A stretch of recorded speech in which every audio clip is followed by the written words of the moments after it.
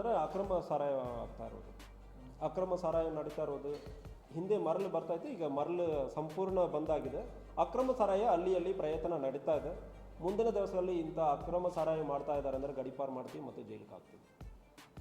So ಈಗ ಎಷ್ಟು ಎಲ್ಲರಿಗೂ ಗೊತ್ತಿದೆ, we are strict about it.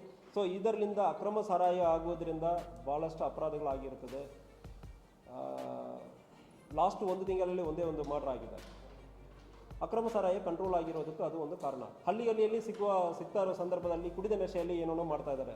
ಇದರಲ್ಲಿ ಡೊಮೆಸ್ಟಿಕ್ ವಯಲೆನ್ಸ್ ಯಾರಿಗೆ ಭಾಳಷ್ಟು ತೊಂದರೆ ಆಗುತ್ತಂದ್ರೆ ಮನೆಯಲ್ಲಿರೋ ಹೆಣ್ಮಕ್ಳಿಗೆ ಅವರವ್ರ ಹೆಂಡತಿಯನ್ನು ಹೊಡೆಯೋದು, ತಂದೆ ತಾಯಿಯನ್ನು ಹೊಡೆಯೋದು. ಸೊ ಇದು ತುಂಬ ಒಂದು ಹಳ್ಳಿಯಲ್ಲಿ ಇಷ್ಟು ಸುಲಭವಾಗಿ ಸಿಗೋದ್ರಿಂದ ಇದು ಒಂದು ಅಪರಾಧ ನಡೀತಾ ಇದೆ. ಇದನ್ನು ನಾವು ಯಾವುದೇ ಕಾರಣಕ್ಕೆ ಅವಕಾಶ ಕೊಡುವುದಿಲ್ಲ. ಸೊ ನಮ್ಮ ಮಟ್ಟದಲ್ಲಿ ಎಷ್ಟು ಪ್ರಯತ್ನ ಆಗುತ್ತದೋ 100% will put our heart and soul into it. So ನಾವು ಪ್ರಯತ್ನ ಮಾಡಿದ್ದೀವಿ, ಅದಕ್ಕೆ ನಾವು ರಿಸಲ್ಟ್ ಕೂಡ ಕೊಟ್ಟಿದ್ದೀವಿ.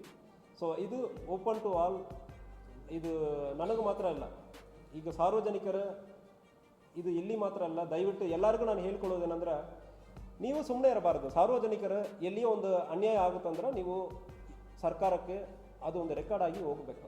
ನೀವು ಈಗ ಮಾಹಿತಿಯನ್ನು ನೀಡುವ ಸಂದರ್ಭದಲ್ಲಿ KSP ಅಪ್ಲಿಕೇಶನಲ್ಲಿ ಮಾಹಿತಿಯನ್ನು ನೀಡುವ ಸಂದರ್ಭದಲ್ಲಿ ಈ ಮಾಹಿತಿ ನನಗೆ ಮಾತ್ರ ಅಲ್ಲ, ನನ್ನ ADG DG sir, even home minister ಸಾಹೇಬರು ಕೂಡ ರಿವ್ಯೂ ಮಾಡಬಹುದು. ಮುಂದಿನ ದಿವಸಗಳಲ್ಲಿ ಎಲ್ಲ ಜಿಲ್ಲೆಗಳಲ್ಲಿ ಇಂತಹ ಒಳ್ಳೆಯ ಒಂದು ಮಾಹಿತಿಯನ್ನು ಕೊಡುವ ಸಂದರ್ಭದಲ್ಲಿ ಎಷ್ಟು ಮಾಹಿತಿ ಬಂತು, ಅಸೆಂಬ್ಲಿಯಲ್ಲಿ ಪ್ರಶ್ನೆ ಮಾಡಬಹುದು.